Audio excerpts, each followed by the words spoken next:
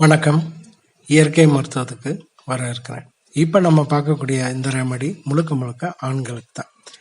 தண்டோடம் சுருங்கிருச்சு அப்படின்றவங்க, குறி சுருங்கி போச்சு, முன்னாடி நீளமாக இருந்துச்சு, இப்போ அதிகமான பழக்கத்தினால எனக்கு சுருங்கி போச்சு அப்படின்றவங்க இந்த ரெமடியை ரொம்ப நல்லா உங்களுக்கு வேலை செய்யும்.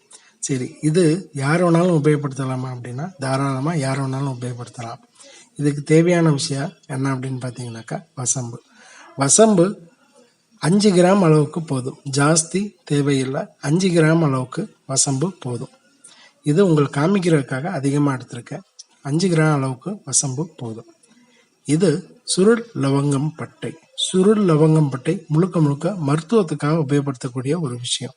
ஏன் அப்படின்னா இந்த சுருள் லவங்கம் பட்டை நான் கடையில் போய் லவங்கம் பட்டை தான் கிடைச்சிச்சு அப்படின்னா அது உணவுக்கு பயன்படுத்தக்கூடியது, மருத்துவத்துக்கு பயன்படுத்த முடியாது. சுருள் லவங்கம் பட்டை இந்த மாதிரி சுருண்டு ரொம்ப வெயிட்லெஸ்ஸாக இருக்கும்.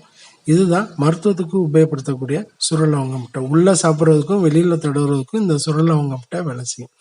இது கருஞ்சீரக எண்ணெய், 50க்கு கருஞ்சீரக எண்ணெய்.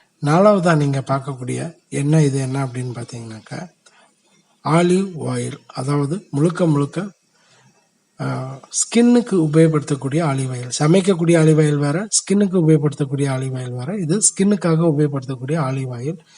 கருஞ்சீரக எண்ணெய், ஆலிவ் ஆயில், இந்த ரெண்டையுமே நீங்கள் 50 ml அளவுக்கு எடுத்துக்கோங்க.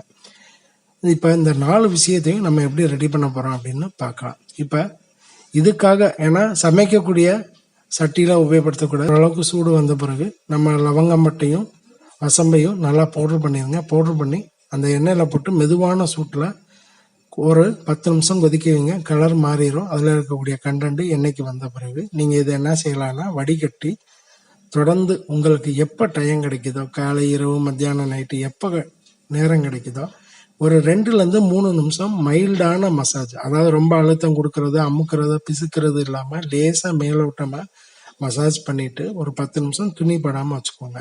இந்த மாதிரி ஒரு நாளைக்கு ஒரு முறையோ இல்லாட்டினா அதிகபட்சம் 2 முறை, ஒரு முறை பண்ண விடுறதே போதுமா. தொடர்ந்து ஒரு 2 மாத காலம் இந்த மாதிரி நீங்கள் தொடர்ந்து ஒரு மசாஜஸ் கொடுக்கும்போது சுருங்கி இருக்கக்கூடிய குறியானது பழைய நிலைமைக்கு வரும். முயற்சி பண்ணி பாருங்கள். வணக்கம்.